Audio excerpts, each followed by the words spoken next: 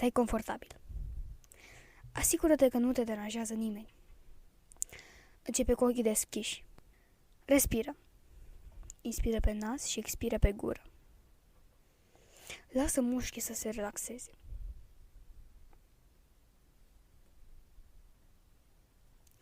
La următoarea respirație, lasă ochii să se închidă.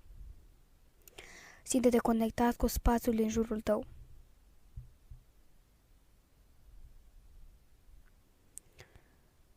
Deconectează-te de la tot ce făceai. Nu te mai gândi. Lasă orice gând să plece.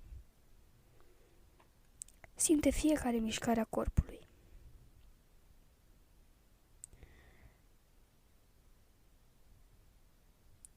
Conștientizează cum corpul se mișcă la fiecare respirație. Poți să pui mâna pe burtă pentru a te focusa mai bine pe respirație.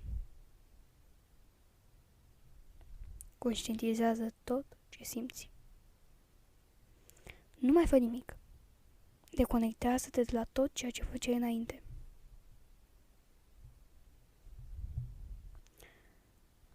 Acum, lasă mintea câteva secunde să facă ce vrea.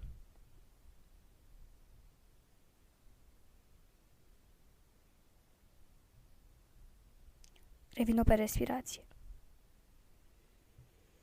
Simte fiecare mișcare a corpului.